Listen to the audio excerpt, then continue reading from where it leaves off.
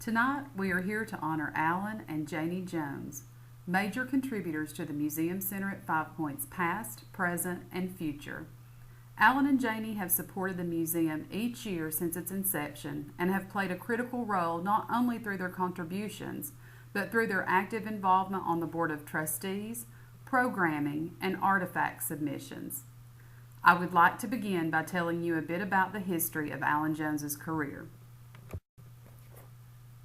In 1977, Allan purchased Credit Bureau of Cleveland from his father, Bill Jones, and developed it to become the largest credit bureau database in the state. Jones sold the credit reporting side of the business to Equifax in 1988 while retaining the name and the company's collection agency division. The sale to Equifax set a record for the highest price earnings paid for a credit reporting business. Jones subsequently built the collections company to be the largest in Tennessee, with offices from Memphis to Atlanta at the time he sold the company in 1988. In 1993, he founded Check Into Cash. With over 1,100 stores nationwide, Check Into Cash is currently the third largest payday lender in the world and second largest in the nation. Just this year, he acquired Hardwick Clothes, America's oldest tailor-made clothing manufacturer, right here in Cleveland, Tennessee. This investment not only rescued a local company, but also rescued over 200 local jobs. The list of his companies also include Jones Management Services, Jones Properties, Buy Here, Pay Here, Bald-Headed Bistro, U.S. Money Shops, and LendingFrog.com. To fully appreciate Allan's generosity, you must first understand what is most important to him. As a friend of Allan's, I think I can sum that up in one sentence: family, friends, and the history of Cleveland, especially the history steeped into his childhood memories. In his youth, Allan had a passion for wrestling, and he was quite good at it. Voted outstanding wrestler as a junior at Cleveland High School in 1971, he was awarded Most Valuable Player his senior year in 1972, and that same year was runner-up in the state tournament at 155 pounds. And just as a side note, his son Bailey won the state title 38 years later to the day in 2010 at 160 pounds. Because wrestling played a big part in Allan's life, his generosity to the sport is unmatched. In 2006, Allan developed a 6-year plan to make Cleveland High School wrestling team a state powerhouse. The goal was to rejuvenate the kids club, middle school, and high school programs. The plan was designed so that the 2006 sixth grade wrestlers were to be state champions by the time they were seniors in 2013.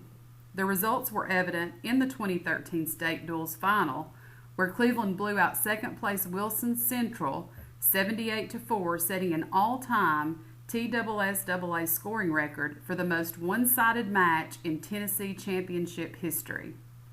He donated more than $1.3 million to build the Jones Wrestling Center at Cleveland High School, the most modern, state-of-the-art wrestling center in the state. In addition, he provided the lead gift to build the wrestling center at rival Bradley Central High School, which has been the home to numerous state championships over the years. Funding to Walker Valley High School's wrestling program quickly followed. Allan is also a major contributor to the Higher Calling Wrestling Club, which covers the cost for hundreds of youth to compete. Through the generosity of his funding, the TSSAA State Wrestling Championships have been broadcast on live television for many years.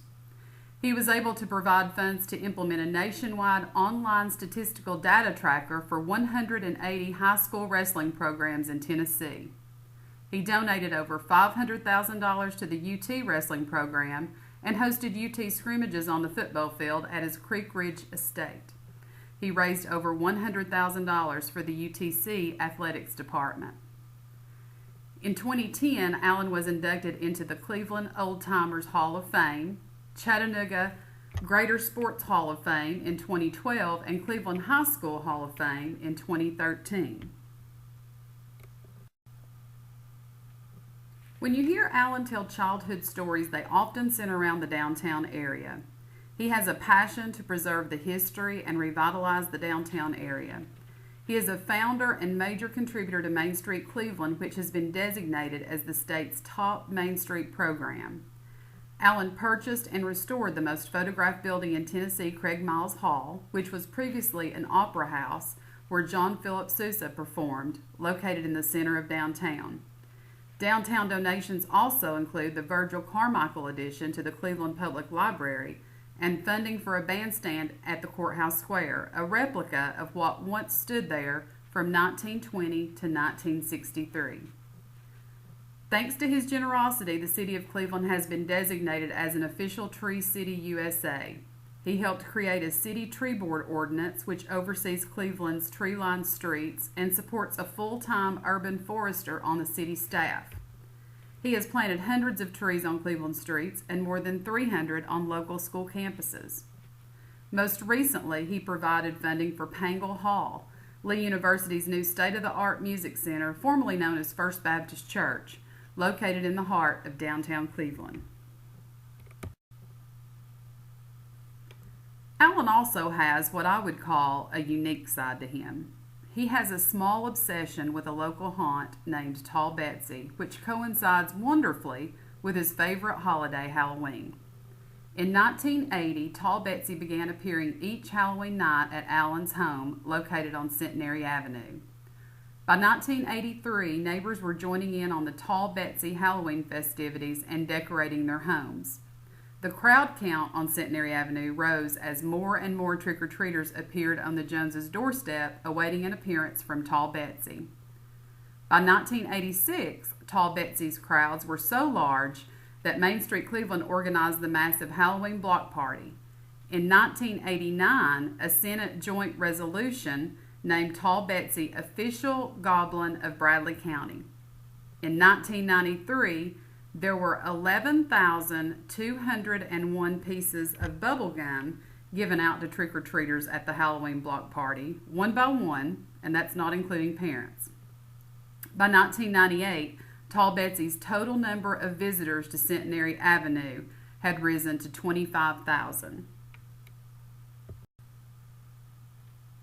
One of my favorite stories of Allan centers around a $4 million gift to build the Allan Jones Aquatic Center at the University of Tennessee, the most modern state-of-the-art swim center in the nation. Rumor has it that at its opening ceremony, Allan stripped down to a Speedo and took a jump off the high dive. Now, no one in Allan's company would confirm or deny this story, and they definitely would not share a picture of it. However, I was able to obtain a picture of the Speedo worn that day, and the rest I will leave to your imagination. I have saved the best for last, Allan's family, his wife, Janie Pangle Jones, and children Courtney, Abigail, William, Bailey, and granddaughter Jency, his mother's namesake. While a great entrepreneur and a keen businessman, his family comes first. They are most important to Allan. Tonight we honor Allan and Janie Jones. Their list of contributions to our community is much longer than we have time to cover here tonight. One thing I do know for sure, they have made Cleveland a better place, and I'm glad they call Cleveland their home. And from the Museum Center at Five Points Board of Trustees, thank you, Allan and Janie, for your commitment to our organization, which enables us to preserve the history of our area and continue to tell the story.